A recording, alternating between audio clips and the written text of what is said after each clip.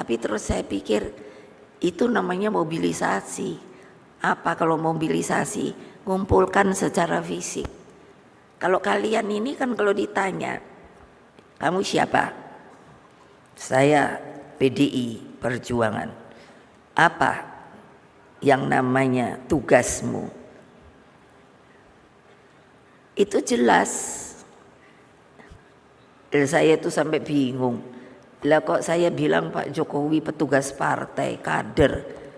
Loh kok saya diomongkan yang namanya katanya terlalu sombong. Itu adalah ADART di partai kita. Saya pun petugas partai loh. Ditugasi oleh kongres partai untuk menjadi dipilih oleh kalian untuk bertanggung jawab sebagai ketua umum. Saya pun kader. Tidak mungkin orang lain itu tiba-tiba bisa jadi ketua umum. Karena terus siapa yang mau milih kalau tiba-tiba orang luar yang dipilih itu, dan itu melanggar ADART.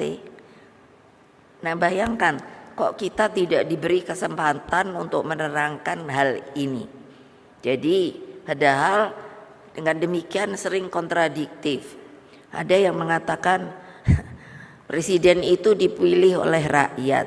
Iya betul, tapi kalau tidak ada organisasi partai politiknya yang memberikan nama, itu kan sudah mekanismenya begitu untuk dipilih. Nah sekarang calon ada 3, itu kan diberi nama oleh partai lain-lain. Jadi harus ditata pikiran kita bahwa itu sebetulnya bukan sebuah hal yang benar. Nah dengan demikian maka watak itu bergeraknya hanya di tingkat atas, elitis. Maka watak demokrasi pemberdayaan dengan turun ke bawah yang saya katakan tadi bisa semakin hilang. Kejadian ini muncul tadi seperti konflik agraria. Saya tidak bisa mengerti, katakanlah ini kan banyak sekali persoalan di masalah tanah karena dikonversi sepertinya untuk hal-hal yang lebih bagus, padahal tidak melihat sebuah visi ke depan. Kalau 1 hektar tanah pertanian itu diambil hanya untuk katakan membangun gedung dan lain sebagainya, berarti ada berapa keluarga? Saya hitung paling tidak ada 3 keluarga kemungkinan karena sudah kehilangan tanah dia sulit untuk mendapatkan nafkah. Kenapa?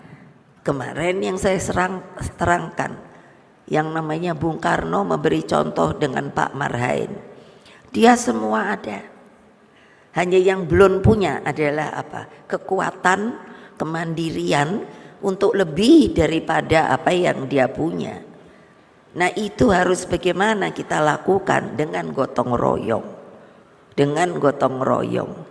Kalau kalian sudah tidak mau bergotong royong, tidak mau membela yang namanya kaum papa, yang namanya fakir miskin, untuk nengok saja di kolong jembatan sedang ada apa, itu kalian bukanlah sebenarnya mempunyai roh di dalam sebuah organisasi partai politik yang namanya Partai Demokrasi Indonesia Perjuangan.